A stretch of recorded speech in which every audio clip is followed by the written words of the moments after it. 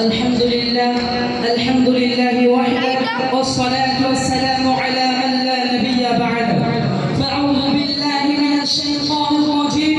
बिस्मिल्लाहिर रहमानिर रहीम। वमा अर्सलनाका इल्ला रहमतल लिल आलमीन। सदक़ल्लाहुल अज़ीम। वक़ाल अन्नबिय्यु सल्लल्लाहु अलैहि वसल्लम ला युमिनु अहदुकुम हत्ता अकुना अहब्बा इलैहि मिन वालिदिही व वलदिही वन नासि अजमईन।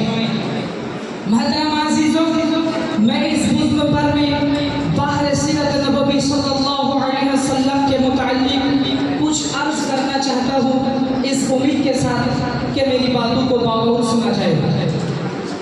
कि जब इस्लाम भारत की छोटी सी फैलना शुरू हुआ, आप सल्लल्लाहु अलैहि वसल्लम अपनी रश्मी से दुनिया वालों को मुनव्वर करने लगे, तो बातिल पुस्त में खुलबली मच गई।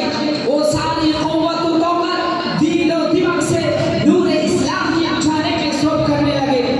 रास्ते में कांटे बिछाकर, पत्थर से दबाकर, आग के बस्तर पर सुलाकर, फांसी के फंद पर चढ़ाकर, बार बार उजाड़कर प्यारे रसूल की आवाज की दबाने की कोशिश करने लगे।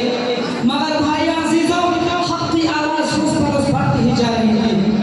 संदेशा नबवी मुहर्रम का महीना है कि अबू जहल ने पूरी कौम को ललकारा कि ऐ मेरे बाबू, जिसको हम बच्चा का खेल समझ रहे थे, वो आज हमारे दीन और अब्रू के लिए तूफान बन चुका है। जिस दीन का चर्चा मोहम्मद कर रहे थे, उनके मानने वालों की तादाद रोज़ बरोज़ बढ़ती जा रही है। हमारे खुदा की तौहीद की जा रही है, झुटलाया जा रहा है, ठुकराया जा रहा है। इसलिए है अरब के बहादुर, आप पूरी ताकत से आगे बढ़ो, वरना वो दिन दूर नहीं कि मक्का से ज़लील और फ़ौर होकर निकलना पड़ेगा। अबू जहल के तकरीर ने पूरी कौम को ललकारा। वो तरह तरह की तकबीरें पेश की गई। बड़ी देर के बाद एक हवालनाक तकबीर पेश की गई कि मोहम्मद के मानने वालों को बिल्कुल पैकट कर दिया जाएगा, उनसे सलाम कलाम लेन देन खरीद फरोख्त सब बिल्कुल बंद कर दिया जाएगा। चुनांचे एक अहद नामाली कर खाने काबा के दीवार पर लटका दिया गया है, जिसके खिलाफ जाने का किसी का इख्तियार न था। चुनांचे शादी अबू तालिब में मुसलमानों को बंद कर दिया गया है। मुसलमानों में बच्चे बूढ़े जवान औरतें सब थी। खाने के सामान धीरे धीरे खत्म हो गए। दरख्तों के छाले खा खा कर, दरख्तों के कांटे चिबा चिबा कर दिन कटने लगे। दुनिया वालों जरा सोचो कितना भयानक मंजर था, कितना संगीनकारी था, लेकिन मुसलमानों के ज़बान पर कोई शिकायत नहीं थी। आज हम भी तो मुसलमान हैं।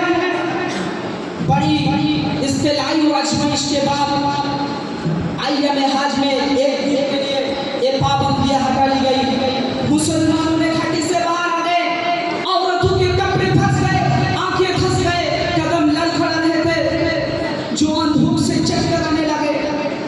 मुकाफिर में मुसलमानों के खता हालात देखकर कह लगा रहे थे और ये कह रहे थे, क्या है मुसलमानों, क्यों तुम अपने आबा व अजदाद का दीन छोड़कर ऐसे हलाक और बर्बाद हो रहे हो?